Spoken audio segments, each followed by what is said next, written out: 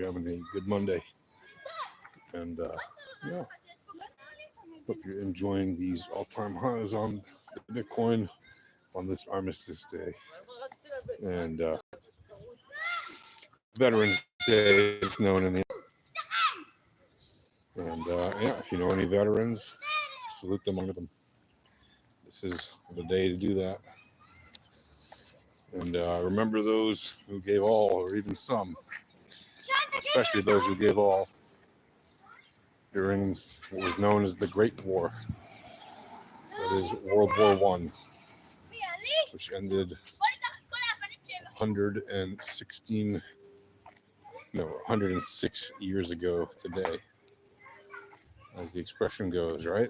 On the 11th minute of the 11th hour of the 11th day of the 11th month, the guns fell silent on this Armistice Day, right? Which was, of course, the time and date of the end of World War One, which was a terrible war involving many nations. It started as a result of the assassination of Archduke Ferdinand, and then spread quickly as a result of the Austro-Hungarian Empire having taken up arms in conjunction with Germany and its allies as it spread to fighting between Serbia, Russia, Austria, Germany, quickly to England and France, Italy, and many countries around the world. Right? Eventually, the United States got involved. And what were known as the Doughboys, the soldiers of the American Armed Forces, the American Army, were sent to fight in Europe to help liberate Europe from the German and German allied forces. And thus, among Flanders fields, the poppies blew.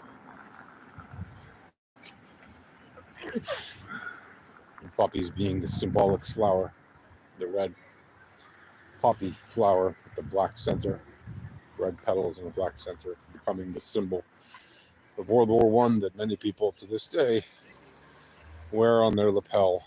You know, they wear a red poppy lapel pin to remember, especially in the days and weeks leading up to this day, especially in England, where this war still has great significance, even though nobody today was alive then, pretty much, and certainly nobody today was fighting then. But many people alive today have grandparents who did fight then, or great-grandparents. And so, especially those who had grandparents who fought then, you know, many people still remember stories that those grandparents would tell their grandkids. And so there are many people who literally, you know, grew up hearing directly from veterans of World War One. And I can tell you that I've met many veterans of World War One in my life. American veterans and European veterans who've told me incredible stories that I will forever cherish and remember about the many things they did, terrible trials and tribulations they had to survive, and seeing so many of their buddies lose their lives so horribly because of the warfare that they were sent to fight at the behest of, once again, older men or more powerful men who sent them off to fight and die for their agendas, as is usually the case with war. And there were, of course, lots of women who also were involved in the war front, many of them nurses or secretaries or logistical support. There were a lot of people, literally tens and tens of millions of people, involved in conducting that war. And, people on all sides lost a tremendous amount. Every country involved lost just huge amounts of their young men and women. And there's a reason that the people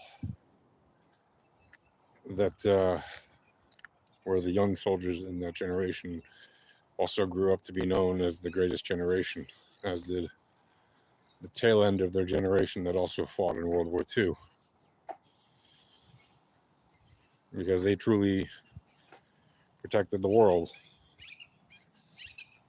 from being vanquished by dictators, kings, tyrants, people who have power without accountability.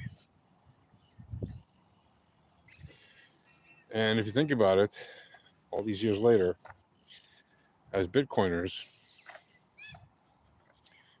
we have an amazing and powerful tool at our disposal that gives us the kind of freedom in some ways that simply did not exist before, because it is an accountable device, literally. It has an open and public ledger. Every transaction in history is verifiable. It is immutable. Right? It's uncensorable. That's really what that means. It is immutable. It cannot be changed by any one party.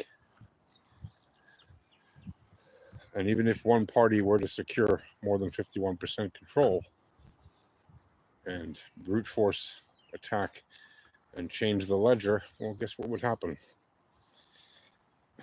The network would switch the algorithms, roll back any affected transactions, because it would happen fairly immediately, and or, right, if it was dominated so much by a nefarious actor, then the network would just simply switch to a different network, right?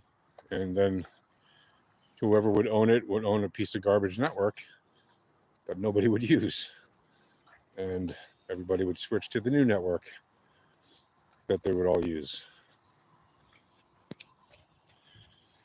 So we have a very powerful tool that is portable, right? It's mobile. You can bring it with you anywhere you want around the world.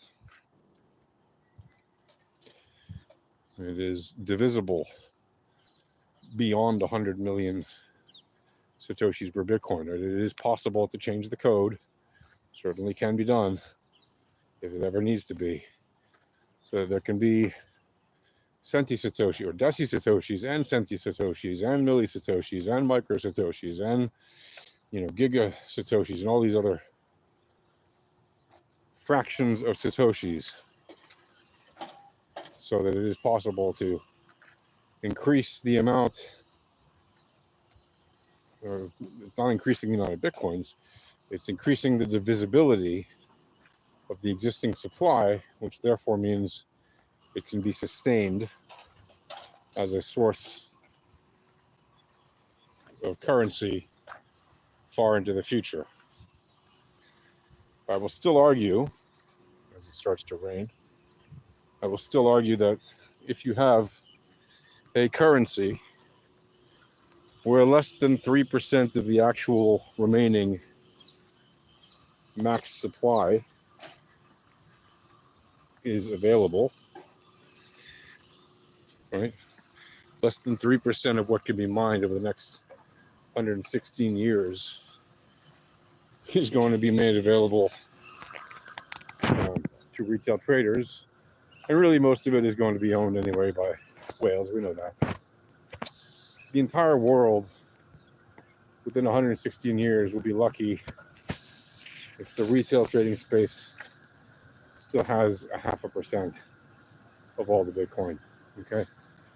It is going to be owned, as it already is, in terms of its percentage, already 95% owned by wallets of 100 or more Bitcoin. And already 91% of the max supply is owned by wallets of 1,000 or more Bitcoins. And there's only like 13,500 wallets holders that own that 91%. We're talking about a tiny, in fact, negligible number of wallets out of the potential number of maybe one day it'll get to billions of wallets that have any amount of measurable Satoshis in them. And at the end of the day, everybody else on Earth is going to be lucky if they even have 50,000 Satoshis. That's not a joke, right? If you have like 1 million Satoshis, that's 1% of one Bitcoin right now. You have far more than the average person will ever be able to own. Okay? Part of the reason is because these whales own already 95%. Sorry, these large wallet holders own 95% of everything that can be owned, and just the whales own 91% of everything that can ever be owned of Bitcoin. And I told you this was going to happen. And I told you that we would see mean reversion within these weeks begin to happen and be in progress. And I literally told you that on the weekly time frame, the asset would be confirmed to be in mean reversion after 2 weeks of not hitting the third band down of the 3012 RMLR. Did you listen? Right, I told you it was going to begin making its way back to that RMLR, which is currently at around 93K. And by the way, it can easily get, now that it's in like within like 10 or 11K of that. And this week could end up being quite a ranging week because the central weekly range of the VRE is quite wide. It's like 5.5%. So it's very much a ranging week. But, you know, when you're up in the 83K area, 82K area, another 10K the upside, and then come right back down, could give you a very nice ranging week. And it's entirely possible that it happens. You know, 10 or 11K to the upside and 9, 10, 11K back to the downside within a week and maybe even back up again. Yeah, that would be a ranging week, right? Entirely possible that that happens this week. You know, yeah, it's still technically a trending day because the central range of the VRE is around a little over 1%, like 1.1 or whatever percent. So it's still technically a ranging day. Not super tight, but it's tight enough. And we've seen on low time frames, obviously, a bunch of trending moves already today. And also on the 15-minute, we've seen at least one nice little trending move. And we've seen movement on plenty of random walks too. So don't get fooled, right? Don't be fooled by the movements happening and thinking, oh, I missed it, it's too late. It's never too late. Especially not in these relatively early days, right? Yes, you missed 95% of the asset. You let it go into the hands of whales. But there's still some that you can acquire. And you might very well build yourself a nice little fortune. Hi, sir, I see your long message. Hello, Naveen. It is entirely possible to still build a significant stack. Whom am I talking to? I'm talking to you, Naveen. Hello. Talking to everyone who's listening about Bitcoin. It is still possible to build a nice stack of Bitcoin. Yes, it's pricier than it was before because obviously we have all-time highs now. But that doesn't mean it's too pricey. But for most people, owning a Bitcoin is by far out of the question at this point. Right? Most people do not have $80-something thousand of dispensable cash to buy a Bitcoin. They don't even have $8,000. In fact, they don't even have $800.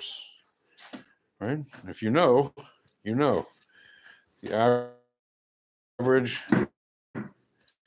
American household, not individual, household, does not have $500 for an emergency. Think about that.